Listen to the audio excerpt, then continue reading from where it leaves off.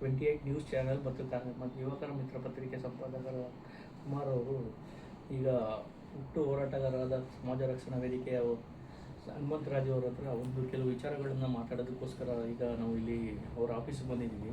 ಮೇಯ್ನಾಗಿ ಸರ್ಕಾರಿ ಗೋಮಾಳಗಳು ಮತ್ತು ಸರ್ಕಾರಿ ಭೂಮಿಗಳು ಮಾಯವಾಗ್ತಾ ಇದೆ ದಿನ. ಇದಕ್ಕೆಲ್ಲ ಕಾರಣ ಯಾರು ಅನ್ನೋದಕ್ಕೆ ಈಗ ಇದ್ರ ಬಗ್ಗೆ ಪ್ರಶ್ನೆ ಮಾಡ್ತಾ ಇದ್ದೀವಿ. ಇದರ ಬಗ್ಗೆ ಒಂದು ಭೂಮಿಯ ಬಗ್ಗೆ ನಕಲು ಮಾಡಿ ಇವತ್ತು ಒಬ್ಬರು ಆಪಾದನೆಯನ್ನು ಹನುಮಂತರಾಜ್ ಅವರು ಮಾಡ್ತಾ ಇದ್ದಾರೆ. ಅದ್ರ ಬಗ್ಗೆ ವರದಿ ಕೇಳೋದಕ್ಕೆ ಬರ್ತಾ ಇದ್ದೀನಿ. ನನಗೆ ಇದ್ರ ಬಗ್ಗೆ ಸೂಕ್ತ ವರದಿಯನ್ನು ನೀಡಬೇಕಾಗಿ ಹನುಮಂತರಾಜ್ ಅವರಲ್ಲಿ ಮನವಿ ಮಾಡ್ಕೊಳ್ತಾ ಇದ್ದೀನಿ. ಸರ್ ಹೇಳಿ ಸರ್. ನಮಸ್ತೆ. ಈಗ ಮೈಸೂರು ತಾಲೂಕು ವರ್ಣ ಹೋಬಳಿ ಆರೋಳಿ ಗ್ರಾಮದ ಸರ್ವೆ ನಂಬರ್ 846/1ರಲ್ಲಿ 7 ಎಕರೆ ಜಮೀನಿರುತ್ತೆ ಮೂಲತಃ. ಈ ಜಾಗದಲ್ಲಿ ಅದೇ ಊರಿನ ಮದೇವರನುಂಡಿಯ ಅಂಬರೀಷನವರು ಅನುಭವದಲ್ಲಿ ಮತ್ತೆ ಆ ಜಾಗದಿಂದ ಕಳೆದ 70 ವರ್ಷದಿಂದ ವ್ಯವಸಾಯ ಮಾಡ್ಕೊಂಡು ಬರ್ತಾ ಇರ್ತಾರೆ. ಇವರು 2020-21ರಲ್ಲಿ ಇದು ಒಂದು ಜಾಗಕ್ಕೆ ರೆಕಾರ್ಡ್ ಮಾಡಬೇಕು ಅಂತ ಹೋದಾಗ ಪಕ್ಕದ ಊರು ಲಕ್ಷ್ಮೀಪುರಂ ಅವ್ರಿಗೆ ಏನು ಮಾಡ್ತಾರೆ, ಇವರು ಸಂತೋಷ್ ಕುಮಾರು ಮತ್ತು ಸಣ್ಣಪ್ಪ ವೈರಮುಡಿ ಗೌಡ, ನಾತೇಗೌಡ ಇವರೆಲ್ಲ ಸೇರ್ಕೊಂಡು ಏನು ಮಾಡ್ತಾರೆ, ಒಂದು ಆಧಾರ್ ಕಾರ್ಡ್ ಜೊತೆಗೆ ಒಂದು 20 ರೂಪಾಯಿ ಸ್ಟಾಂಪು ಅಫಿಡವಿಟ್ ಪ್ರಮಾಣ ಪತ್ರ ಕೊಡ್ತಾರೆ. ಆ ಪ್ರಮಾಣ ಪತ್ರದಲ್ಲಿ ಏನು ಮಾಡ್ತಾರೆ, ಇವ್ರಿಗೆ ಹೆಂಗೆ ಬೇಕಂಗೆ ಬರ್ಕೊಂಬಿಡ್ತಾರೆ. ತಂದೆ ಯಾರೋ ನೋಡಿ ಅಲ್ಲೇನು ಮಾಡ್ತಾರೆ, ವೈರಮುಡಿಗೌಡ ಬಿನ್ ನಾತೇಗೌಡ ಉರುಪ್ ಬೆಟ್ಟ ನರಸೇಗೌಡ ಅಂದ್ರೆ ಏನರ್ಥ, ಯಾಕೆ ಬೆಟ್ಟ ಅಂತ ಆಗ್ತದೆ, ಕೈ ಬರೋ ಆರ್ಟಿಸಲ್ಲಿ ಬೆಟ್ಟ ಬಿನ್ ನರಸೇಗೌಡ ಅಂತ ಇರ್ತದೆ. ಟ್ಯಾಲಿ ಆಗಬೇಕಲ್ಲ. ಈಗ ರಸೀದ್ ಏನು ಹೇಳ್ತಾರೆ, ಅದಾಲತ್ತಲ್ಲಿ ಮಾಡಿರೋದು. ಅದಾಲತ್ತಲ್ಲಿ ಮಾಡಬೇಕು ಅಂದರೆ ಸ್ಥಳೀಕರು ಇರಬೇಕು, ಸುತ್ತಮುತ್ತ ಚೆಕ್ ಬಂದು ಜಮೀನ್ದಾರರು ಇರಬೇಕು. ಇವರೆಲ್ಲ ಇದ್ದಾಗ ಅವ್ರ ಸದ್ಯದಲ್ಲಿ ಆಮೇಲೆ ಅನುಭವ ಯಾರಿದ್ರೆ ಅವ್ರ ಎದುರುಗಡೆ ಮಾಜೂರು ಮಾಡ್ಬೇಕಾಯ್ತು. ಇವರು ಖಾತೆನ ಬದಲಾವಣೆ ಮಾಡಬೇಕು ಅಂತ ದುರುದ್ದೇಶ ಇಟ್ಕೊಂಡವರು ಯಾರೋ ದಾರಿಲಿ ಹೋಗೋರು ಸೈನ್ ಹಾಕ್ಸ್ಬಿಟ್ಟು ಸರ್ಕಾರಕ್ಕೆ ವರದಿ ಬರ್ತಾರೆ. ಪುಣ್ಯಾತ್ಮ ಉರುಪ್ ಅಂತೆ. ಏನು ನನಗೆ ಅರ್ಥ ಆಯ್ತಲ್ಲ ಇದು, ಇವ್ರು ಯಾರ್ರೀ ತಂದೆ ಸೂಚನೆ ಮಾಡಿಕೊಡಿ. ಉರುಪ್ ನಾತೇಗೌಡ ಅಂತ ಹಾಕ್ತಾರೆ. ದಾಖಲೆ ಇದೆ, ಸೈನ್ ಇದೆ, ಸಿಗ್ನೇಚರ್ ಇದೆ, ತಂಬಿದೆ, ಹೇಳಿಕೆ, ವೈರಮುಡಿ ಸೈನ್ ಇದೆ, ಸಂತೋಷ್ ಕುಮಾರ್ ಸೈನ್ ಇದೆ. ಅದಾಲತ್ ಕಂದಾಯ ಅದಾಲತ್ನಲ್ಲಿ ಆರೋಳಿ ಗ್ರಾಮ ಸಭೆ 840 ಪೋತಿ ಖಾತೆ ಬದಲಾವಣೆ ಸಂಬಂಧ ಅಂತ ಹೇಳ್ಬಿಟ್ಟು 3 ಎಕರೆ 6 ಕುಂಟೆ ಜಮೀನಿಗೆ ಖಾತೆರಾಗಿದ್ದ ಬೆಟ್ಟ ಬಿನ್ ನರಸೇಗೌಡರವರಿಗೆ ಉರುಪ್ ಅಂತೆ ಇವ್ರು ದಾಖಲಾಗಿರ್ತದೆ ಅಂತ ಹೇಳ್ಬಿಟ್ಟು ವೈರಮುಡಿಗೌಡ ಅಂತ ಸೇರಿಸ್ಬಿಟ್ಟು ಇವರು ಮಾಡ್ತಾರಲ್ಲ. ಇವ್ರಿಗೆ ನಾಚಿಕೆ ಮಾನ ಮರ್ಯಾದೆ ಏನಾರು ಇದೆಯಾ? 3 ಎಕರೆ 6 ಕುಂಟೆಗೆ ಇವತ್ತು ಜಾಗ ಎಷ್ಟಿದೆ, ಅವ್ರು 70 ವರ್ಷದಿಂದ ಅನುಭವದಲ್ಲಿದ್ದಾರೆ. ರೆಕಾರ್ಡ್ ಮಾಡಿಸ್ಕೊಳ್ಳಿಲ್ಲ ಅಂದರೆ ಯಾರು ಏನು ಬೇಕಾದ್ರೆ ಮಾಡಬೇಕು. ಅದ ರೆಕಾರ್ಡ್ ಯಾರು ಮಾಡಬೇಕು? ಸರ್ಕಾರ ಮಾಡಬೇಕು. ರೈತರು ವ್ಯವಸಾಯ ಮಾಡಿಬಿಟ್ಬಿಟ್ಟು ಅವ್ರು ಕೆಲಸ ಮಾಡಿಬಿಟ್ಟು ಖಾತೆ ಕಂದಾಯ ನಿಂತ್ಕೊಂಡ ಸರ್ ಕಚೇರಿಗಳಲ್ಲಿ ಸರಿ ಟ್ಯಾಕ್ಸ್ ಕಟ್ಕೊಳ್ಳೋದು. ಇವರು ಕಂದಾಯ ಪಾವತಿ ಮಾಡ್ಕೊಳ್ಳಲ್ವಾ? ಕತೆ ಮಾಡಿ ನೀವು ಆ್ಯಸ್ ಪರ್ ರೆಕಾರ್ಡ್ ಬಂದು ಅಲ್ಲಿ ಬಾಜರು ಮಾಡಿ. ಯಾರು ಅನುಭವದಲ್ಲ ಅವರೇ ಮುಂದೆ ಹಿಂದೆ 79 ವರ್ಷದಿಂದ ದಾಖಲೆಗಳಿಲ್ಲ ಅಂದರೆ ಅನುಭವದಲ್ಲಿ ಯಾರು ಎಷ್ಟು ಜನ ಖಾತೆ ಮಾಡಲಿಲ್ಲ, ಎಲ್ಲ ವಜಾ ಮಾಡಿಬಿಡಿ. ಹಂಗಾರೆ ರೆಕಾರ್ಡಿಂದ ಎಷ್ಟು ಜನ ಖಾತೆ ಮಾಡಲಿಲ್ಲ ಅನುಭವದ ಆಧಾರದ ಮೇಲೆ ಇವ್ರು ಇಲ್ಲಿ ಯಾಕೆ ಪರಿಗಣಿಸ್ತಿಲ್ಲ? ಹಂಗಾದ್ರೆ ಇದು ಫೇಕು. ನೋಡಿ ಆಧಾರ್ ಕಾರ್ಡಲ್ಲಿ ವೈರಮುಡಿ ಬಿನ್ ನಾತೇಗೌಡ ಅಂತದೆ, ಇಲ್ಲಿ ಉರುಪ್ ಬೆಟ್ಟ ಬಿನ್ ನರಸೇಗೌಡ ಅಂತ ಮಾಡ್ತಾರೆ. ಆಮೇಲೆ ಆ ರಸೀದಿ ಹೇಳ್ತಾರಂತೆ, ಆ ಹನುಮಂತರಾಜು ಹಂಗೆ ಮಾಡ್ರಿ ಹಿಂಗೆ ಮಾಡ್ರಿ. ನಂಗೆ ಏನ್ರಿ ನೀವು ಮಾಡಿದ್ರಿ? ನಿಮ್ಮಂತೆಯವರು ಬೇಜಾನ್ ಜನ ನೋಡ್ಬಿಟ್ಟಿದ್ದೀನಿ ನಾನು ಇವತ್ತು. ನೀವು ಸರ್ಕಾರ ಸಂಬಳ ತಗೊಂಡು ಏನು ತಿರುಗಿ ಕೆಲಸ ಮಾಡ್ತಾರೋ ನೀವು ಅದನ್ನ ರೈತರ ಮೇಲೆ ಹೊಡಿತೀರಲ್ರಿ. ನೀವು ಮಾನ ಮರ್ಯಾದೆ ಇದೆಯಾ? ಸಂಬಳ ತಗೊಂಡು ರೈತರು ನಾವು ಕಟ್ಟು ತೆರಿಗೆಲ್ಲಿ ಬದುಕ್ತಾರ ನೀವು. ನನ್ನೇನ್ರಿ ನೀವು ಮಾಡೋದು? ಅದೇನೋ ಸ್ಟ್ರೈಕ್ ಮಾಡ್ತೀನಲ್ಲಪ್ಪ, ನಿನಗೆ ತಾಕತ್ತಿದ್ರೆ ಇವತ್ತು ಚಾಲೆಂಜ್ ಮಾಡ್ತಾ ಇದ್ದೀನಿ ರಶೀದ್ ಅವರೇ, ನೀವು ಸ್ಟ್ರೈಕ್ ಮಾಡಿರಿ, DCF ಮುಂದೆ ಮಾಡಿ. ನನಗೆ ಬಂದೆ ರೆಕಾರ್ಡಿಂಗ್ ಇದೆ ನಂತರ ನೀವು ಯಾರು ಮಾತಾಡಿದ್ದೀರಿ ಅಂತ.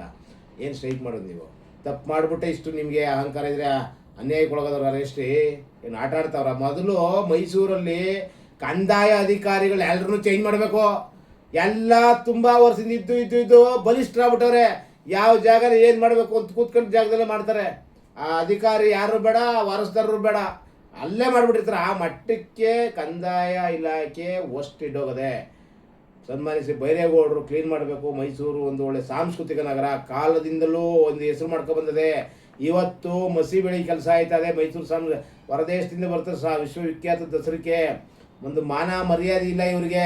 ಖಾತೆಗಳು ಯಾರಿಗೂ ಬದಲಾಯಿಸ್ತಾರೆ. ಬಡಪಾಯಿ ಅಂಬರೀಷ್ ಜಾಗನ ಹೊಡೆದ್ಬಿಟ್ಟು ಇವತ್ತು ದೂರ ತಗೊಂಡು ಎದುರುಗಾರರಿಗೆ ಒಂದು ಹೇಳಿಕೆ ಕೊಡ್ಸೋರಂತೆ. ಹನುಮಂತರಾಜು ಹೇಳ್ಬಿಟ್ರು ರಾಜಿ ಮಾಡ್ಕೊಂಡು ಇನ್ನೇನು ಮತ್ತೆ ಇಟ್ಕೊಂಡು ಕತ್ತರಿಸಿ ಅನ್ಬೇಕಾ?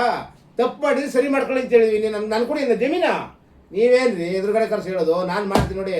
ಲೋಕಾಯುಕ್ತಿಗೆ ನಿನ್ನ ಮೇಲೆ SITಗೆ ಹಾಕ್ಬೇಕು. ಯಾಕಂದರೆ 286/2 ಏಜ್ ಆಫ್ ಸರಿ 2 ಎಕರೆ 39 ಕುಂಟೆ ಪಕ್ಕಾ ಫೇಕ್. ನೀವೇ ಮಾಡಿರೋದು. ನಾನು ಗಂಟಾ ಘೋಷವಾಗಿ ಹೇಳ್ತೀನಿ ಅಂತ ಡಾಕ್ಯುಮೆಂಟ್ ಇವೆ. ಮತ್ತು ಇನ್ನೊಂದು 28/4 28 ಹಳೆ ಸರ್ವೆ 2 ಇವೆಲ್ಲ ನಕಲಿ ಆಗವೆ. ನಿಮ್ಮ ಸಂಬಂಧಿಕರಲ್ಲಿ 5-6 ಎಕರೆ 10 ಎಕರೆ ಜಮೀನುಗಳೆಲ್ಲ ಇದಾವೆ ಆಫೀಸಲ್ಲಿ.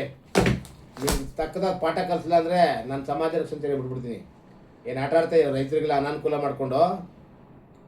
ಸರ್ ಹಾಗಾದ್ರೆ ನೀವು ಹೇಳೋ ಲೆಕ್ಕ ಹಾಗಾದ್ರೆ ನೋಡ್ತಾ ಇದ್ರೆ ಹಾಗಾದ್ರೆ ಎಲ್ಲ ಅಧಿಕಾರಿಗಳು ತಮ್ಮ ಇಷ್ಟ ಬಂದಂಗೆ ಏನ್ ಬೇಕಾದ್ರೂ ಮಾಡ್ಕೊಳ್ಳೋ ಲೆವೆಲ್ಗೆ ಇದ್ದಾರೆ ಅಂತ ಹೇಳ್ತೀರಾ? ಮತ್ತೆ ಇದರಲ್ಲಿ ಸರ್ಕಾರನೇ ಅದರ ಪಾಲುದಾರಿಕೆ ಇದೆ ಅಂತೀರಾ ಅಥವಾ ಇಲ್ಲ ಅಂತೀರಾ ಸರ್? ಸರ್ ಈಗ ನಾನು ಹೇಳೋದು, ಈಗ ಮೈಸೂರು ಒಂದು ಜಿಲ್ಲೆ, ಸರ್ಕಾರದ ಒಂದು ರಾಜ್ಯ ಮಟ್ಟದ್ದು. ಇವ್ರು ಏನು ಮಾಡ್ತಾರೆ ಅಂತ ಅವ್ರು ತಲುಪ್ತಾ ಇಲ್ಲ. ಇಂಟೆಲಿಜೆನ್ಸ್ ರಿಪೋರ್ಟ್ ಏನು ಮಾಡ್ತದೆ ಮೈಸೂರಲ್ಲಿ ಅಂತ ಕೇಳೋದು.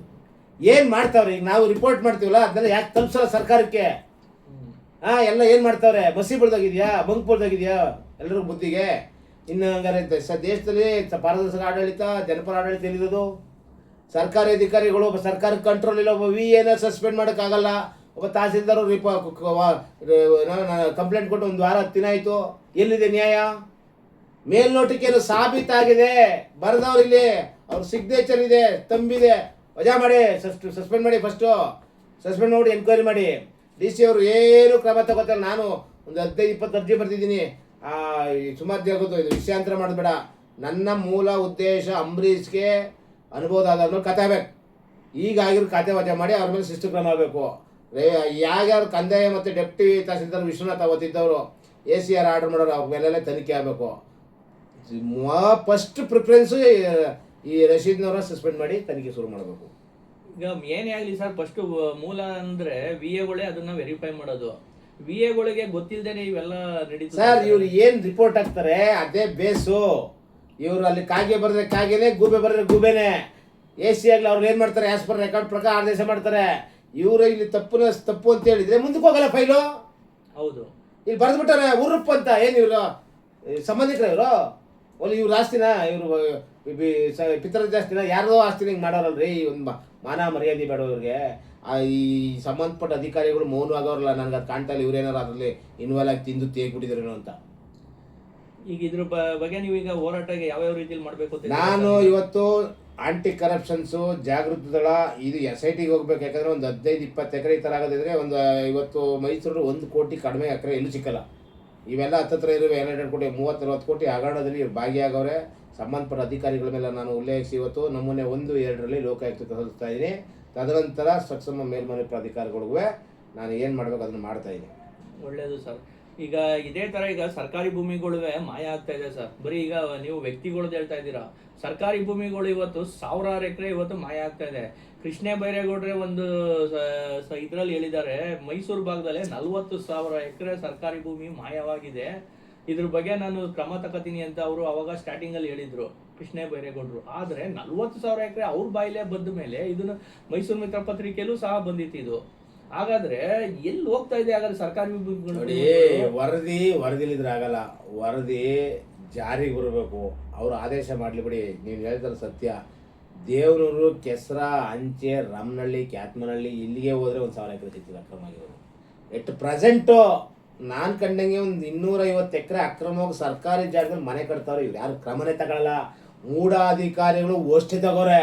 ಯಾವ ಮಟ್ಟಕ್ಕೆ ಅಂದರೆ ಕಣ್ಣು ಮುಚ್ಚಿ ಕೂತಿರ್ತಾರೆ. ತುಂಬ ಹೋರಾಟ ಮಾಡಿದ್ರೆ ಒಂದು ಹೆಜ್ಜೆ ಹೋಗೋದು, ಅಲ್ಲಿಂದ ಬಂದ್ಬಿಡೋದು.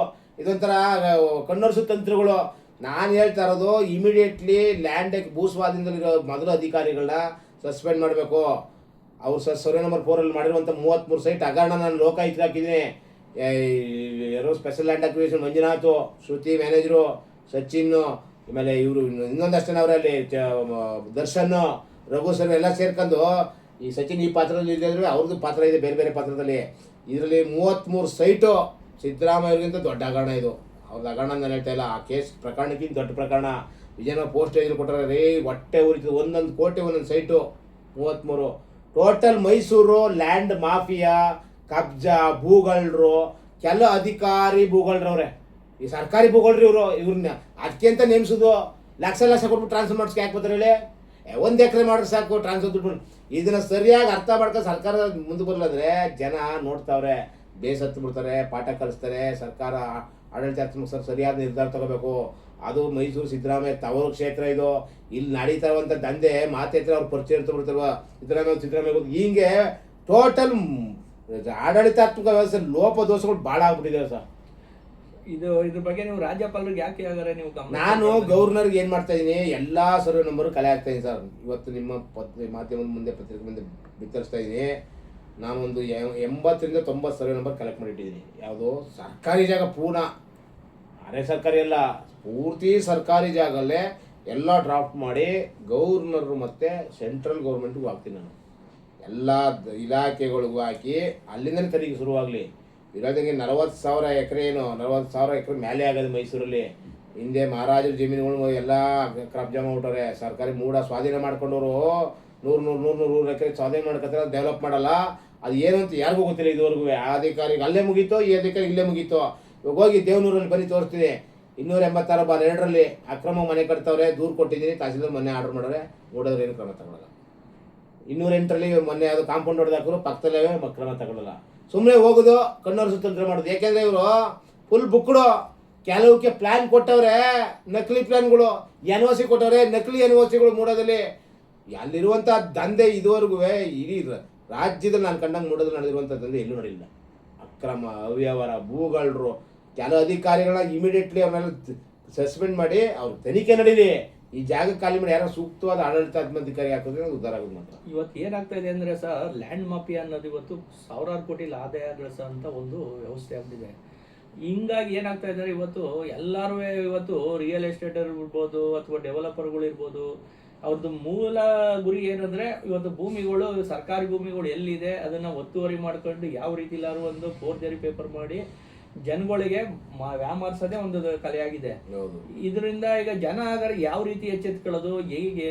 ಈಗ ನೀವು ಹೇಳೋದು ಸತ್ಯ ನೋಡಿ. ಯಾವುದೇ ಸೈಟ್ನ ಖರೀದಿ ಮಾಡಬೇಕಾದ್ರೆ ಅವರು ಸರಿಯಾದ ದಾಖಲೆ ಮಾಡಲ್ಲ. ಒಂದು 10 ಲಕ್ಷ ಕಡಿಮೆ ಕೊಡ್ತಾರೆ ಅಂದರೆ ಅಡ್ವಾನ್ಸ್ ಕೊಟ್ಬಿಡ್ತಾರೆ. ಅವ್ರು ಅಡ್ವಾನ್ಸ್ ಕೊಟ್ಟು ಲಾಕ್ ಮಾಡಿದ್ಮೇಲೆ ಇತ್ತ ಕ್ರಯ ಮಾಡ್ಕೋಬೇಕು, ಇಲ್ಲ ಬಿಡಬೇಕು. ದಾಖಲೆಗಳ ಪರಿಶೀಲನೆ ಮಾಡೋದೇ ಇಲ್ಲ. ಈಗ ದೇವನೂರಿಗೆ ಹೋಗಿ ದಾಖಲೆ ಹೇಳಿದ್ರು ಜನ ಖರೀದಿ ಮಾಡ್ತಾವ್ರೆ, ಇವಾಗ ಅನುಭವಿಸ್ತವ್ರೆ. ನಾನು ನೋಡಿದೆ 2-3 ಮಾಧ್ಯಮದಲ್ಲಿ 30 ಲಕ್ಷ 20 ಲಕ್ಷ ಬಿಟ್ಟಿದ್ದೀನಿ ಅಂತ. ಇನ್ನು ಮುಂದಕ್ಕೆ ಭಾಳ ಹಗರಣಗಳು ಆಚೆ ಬರ್ತವೆ. ಇದ್ರ ಬಗ್ಗೆ ಒಂದು ತನಿಖಾ ಸಂಸ್ಥೆ ಮಾಡಿ ಎಲ್ಲೆಲ್ಲಿ ಕಬ್ಜಾ ಅದಕ್ಕೆಲ್ಲ ಬೇಲಿ ಹಾಕಬೇಕು. ಆ ಜಾಗಗಳಿಗೆ ಬೋರ್ಡ್ ಹಾಕಿ ಅಕ್ರಮ ಪ್ರವೇಶ ಮಾಡೋರಿಗೆ FIR ಹಾಕ್ಸ್ಬೇಕು. ಒಬ್ರಿಗೂ ಆಗಲಿಲ್ಲ ಇದುವರೆಗೂ. ಯಾಕೆಂದರೆ ಅವ್ರಿಗೆ ಹಾಕಿದ್ರೆ ಇವ್ರು ಸಿಗತ್ತಲ್ಲ, ಅಧಿಕಾರಿಗಳು NOC ಕೊಟ್ಟವ್ರಲ್ಲ. ಮಂಜೂರಾತಿ ಪತ್ರ ಏನೋ ನಕಲಿ ಮಂಜೂರಾತಿ ಪತ್ರಗಳು ಕೊಟ್ಟವ್ರು ಎಷ್ಟೋ. ಆಮೇಲೆ ಅದಕ್ಕೆ ಒಂದು ಟೀಮ್ ಅದೇ. ಯಾರೋ ಮಾಧ್ಯಮದಲ್ಲಿ ಹೇಳ್ತಿದ್ರು, ದುಡ್ಡು ಕೊಟ್ಟರೆ ಏನು ಬೇಕಾದ್ರೂ ಮಾಡ್ತಾರೆ ಅಂತ. ಯಾರೋ ಜುನಾದ ಯಾರೋ ಈಗ ನಾನು ನೋಡಿದ್ರು ಮಾಡಿ ಈಗ ಒಂದು 2 ದಿನ ಕತೆ ಇದು. ಅದು ಏನು ಅರ್ಥ? ಅದನ್ನೆಲ್ಲ ಯಾಕೆ ತಗೊಳ್ಳಲ್ಲ ಕಡಿಮೆ ಅಲ್ಲ ಸರ್. ಹಂಗಾದ್ರೆ ಈಗ ಬರೀ ಇದೇ ರೀತಿಲಿ ಎಲ್ಲರೂ ಮೋಸಗಾರರೇ ಜಾಸ್ತಿ ಆಗ್ತಾ ಇದ್ರೆ ಈ ಮೋಸನ ಸರಿಪಡಿಸೋದು ಯಾರು ಸರ್ ಹಾಗಾದ್ರೆ ನಿಮ್ಮ ಅಭಿಪ್ರಾಯದಲ್ಲಿ? ಹಾಗಾದ್ರೆ ನೋಡಿ, ಕೊನೆಗೆ ಏನಾಯ್ತದೆ ಅಂದರೆ ಈಗ ಜನತಾ ಸರ್ಕಾರ ಜನಗಳು ರೊಚ್ಚಿಗೇಳುವಂಥ ಪರಿಸ್ಥಿತಿ ಬಂದ್ಬಿಡ್ತದೆ. ಈಗ ಗುಂಪು ಸೇರ್ತಾ ಇಲ್ಲ ಒಳ್ಳೆಯವರು, ಎಲ್ಲ ಕೆಟ್ಟವರು ಮಧ್ಯೆ ಇರೋದ್ರೆ ತಡಿತಾರೋ ಅವ್ರನ್ನ. ಎಷ್ಟು ಜನ ತಡೆದವರು? ಅದಾಗಬಾರ್ದು ಅಂದರೆ ಸರ್ಕಾರಕ್ಕಿಂತ ದೊಡ್ಡವರು ಇವರು. ಕಾನೂನು ಮಾಡಲಿ, ಒಂದು ಟಾಸ್ಕ್ ಫೋರ್ಸ್ ಹಾಕಿ ಎಲ್ಲ ಭೂಮಿನ ವಾಡ್ಕೊಂಬರ್ಲಿ. ಒಂದು ಕಡೆಯಿಂದ ಪೊಲೀಸ್ ಫೋರ್ಸ್ ಕೊಟ್ಟು ಅಧಿಕಾರಿಗಳಿಗೆ ಧೈರ್ಯ ತುಂಬಲಿ. ಒಳ್ಳೆಯವರು ಅವ್ರ ಅಧಿಕಾರಿಗಳು, ಎಲ್ಲ ಕೆಟ್ಟವರಿಲ್ಲ, ಒಳ್ಳೆಯವರು ಅವ್ರನ್ನ ಹಾಕ್ಕೊಂಡು ಎಲ್ಲ ಜಮೀನುಗಳು ಅಳತೆ ಮಾಡಿ ಸರ್ವೆ ಮಾಡಿ ಎಲ್ಲದಕ್ಕೂ ಬೇಲಿ ಹಾಕೋ ಬರಲಿ. ಅದಾದ ಮೇಲೆ ಮುಟ್ಲಿ. ಜನಕ್ಕೆ ಬೋರ್ಡ್ ಹಾಕಿರಿ, ಇದು ಮೂಡ್ ಅದು ಬರಲ್ರು. ಇವ್ರು ಹಾಕಲ್ಲ, ಖಾಲಿ ಬಿದ್ದವ್ರೆ. ಯಾವನೊಬ್ಬ ಸೈಟ್ ಮಾಡ್ತಾನೆ, ನಿವೇಶನ ಮಾಡ್ತಾನೆ, ತಗೊಳಪ್ಪ ಎಲ್ಲ ಅನ್ರಿಜಿಸ್ಟರ್ಡ್ ಪೇಪರ್, ಬಾಂಡ್ ಪೇಪರ್ ಬರ್ಕೊಡೋದು. ಸರ್ ಈಗಾಗಲೇ ನೀವು ಹೇಳೋ ಲೆಕ್ಕ ನೋಡಿದ್ರೆ ಈಗ ಭೂಮಿಗಳು ಮಾಯ ಆಗ್ತಾ ಇದ್ರು. ಇದನ್ನ ಯಾಕೆ ಹಾಗಾದ್ರೆ ಸಾರ್ವಜನಿಕ ಹಿತಾಸಕ್ತಿಯಲ್ಲಿ ಅರ್ಜಿ ಹಾಕೋದಕ್ಕೆ ಬಯಸುವ ಜನತೆಯಲ್ಲಿ ಯಾರಿಗೂ ಆಸಕ್ತಿ ಇಲ್ವಾ ಸರ್? ಏನಾಯ್ತದೆ, ಕಾನೂನು ಹೋರಾಟ ಮಾಡಬೇಕು ಅಂದರೆ ಅದಕ್ಕೆ ಸಮಯ, ಸಂದರ್ಭ ಮತ್ತು ಖರ್ಚು ವೆಚ್ಚಗಳೆಲ್ಲ ಬೇಕು. ಇವತ್ತು ಹೋರಾಟಗಾರರು ಎಷ್ಟು ಜನ ನೆರಳ್ತಾವ್ರೆ, ಮೊದ್ಲಂಗಿಲ್ಲ. ಹೋರಾಟಗಾರರು ಸಪೋರ್ಟ್ ಕೊಡೋರಿಲ್ಲ ಇಲ್ಲಿ. ಅವ್ನು ಹೋರಾಟ ಮಾಡ್ತಾನೆ, ಅವ್ನಿಗೆ ಆಗ್ದಾರ ನಾಕೆ ತಗೊಂಡು ಅವ್ನು ತುಳಿತಾ ಇರ್ತಾರೆ. ಅವ್ನು ಇನ್ಯಾವುದೋ ಒಂದು ಸಣ್ಣ ಪುಟ್ಟ ಎಲ್ಲೋ ಒಂದು ಲೋಪ ಮಾಡಿದ್ರೆ ಅದು ದೊಡ್ಡ ಕೇಸ್ ಮಾಡ್ತಾರೆ. ಅವನೇನು ಮಾಡ್ತಾನೆ, ಸುಮ್ಮನೆ ಆಯ್ತಾನೆ.